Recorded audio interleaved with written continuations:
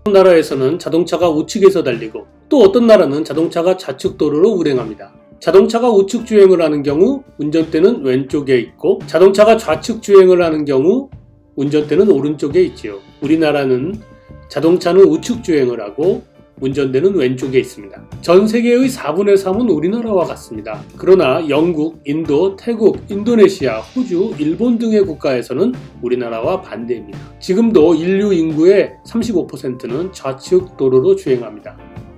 운전대는 오른쪽에 있고요. 100년 전만 해도 양쪽이 막상막하였답니다. 왼쪽, 오른쪽 헷갈리네요. 우리나라는 우측 주행의 좌측 핸들입니다. 일본은 좌측 주행의 우측 핸들입니다. 그러니까 우측 주행이라는 단어가 나오면 머릿속에서 우리나라와 같다 라고 생각하시면 됩니다. 어째서 이런 일이 생겼을까요? 그 유래는 어디에서 비롯되었을까요? 이 문제를 살펴보기 전에 자동차가 나오기 전으로 거슬러 올라갑니다. 자동차 이전에 도로를 활보하던 탈 것이 무엇이었을까요? 마차입니다. 그 이전엔 말입니다. 말을 타고 다니는 이들은 남다른 계층에 속했습니다.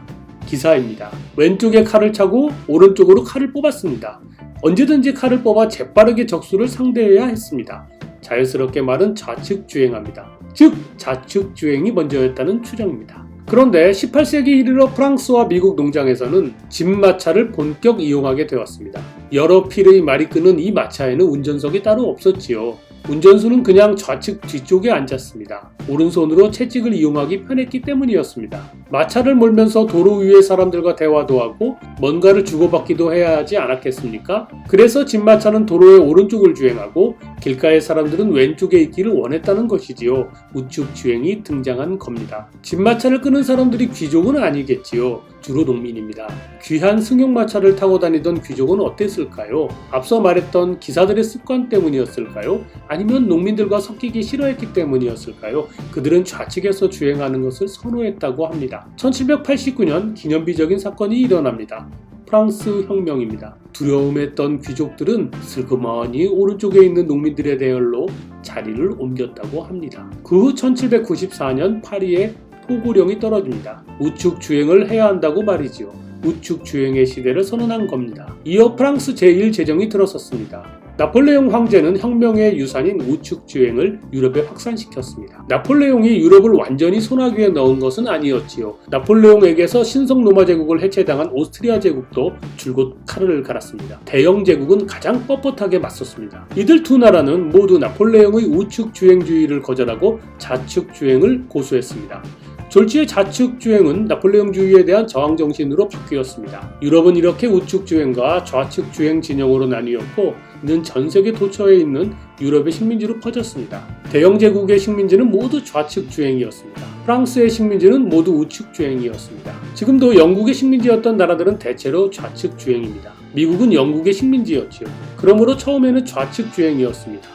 하지만 독립 후 영국 색채를 빠르게 지우고 싶었습니다. 우측 주행을 택한 유럽 각지에서 온 이민자들의 영향도 무시 못했겠지요. 독립을 도와준 프랑스와 친했고요. 1792년 펜실베니아에서 처음으로 우측 통행 법규가 만들어졌습니다. 그리하여 우측 주행이 미국 전역으로 점차 퍼져나갔습니다. 캐나다는 오랫동안 우측 주행과 좌측 주행이 서로 타협 없이 경합했습니다. 프랑스어를 사용하는 퀘벡주에서는 당연히 우측 주행이었고요. 영국의 영향이 강한 지역은 좌측 주행이었습니다. 그러다가 1949년이 되어서야 캐나다는 우측 주행 국가로 통일되었다고 합니다. 20세기 들어 우측 주행은 유럽 전역으로 퍼져나갔습니다. 히틀러는 오스트리아를 병합한 다음 우측 주행을 선포했습니다. 스웨덴이 가장 늦었군요. 1967년 9월 3일 좌측 주행을 버리고 우측 주행으로 바꿉니다. 대세를 따은 겁니다.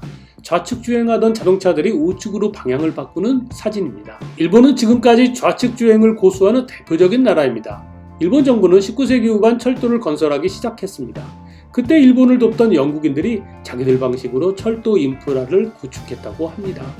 영국처럼 좌측 주행으로 말이지요. 우리나라는 어땠을까요? 1899년 9월 18일 우리나라 최초의 경인선 기차가 개통합니다. 처음에는 우측 주행을 하려고 했답니다. 좋은 발상이었지요. 그러나 곧 나라를 빼앗겼습니다. 일본 방식으로 영국처럼 좌측 주행을 하게 됩니다. 자동차도 마찬가지였습니다. 그런데 해방 후 우측 주행을 하는 미군이 들어왔습니다. 미군 군용차는 오른쪽을 달렸고 왼쪽에 핸들이 있었습니다. 그러므로 우리 한국도 우측 주행을 하게 되었지요. 왼쪽에 자동차 핸들이 놓이게 시작된 겁니다. 고디정의 지식 채널은 짧지만 깊은 지식을 전합니다. 다양한 지식을 소개하면서 그 역사적인 맥락을 전합니다. 인문의 역사, 역사의 역사, 과학의 역사. 오늘 이 영상이 여러분 마음에 들었다면 구독, 알람, 댓글, 좋아요 부탁드립니다. 감사합니다.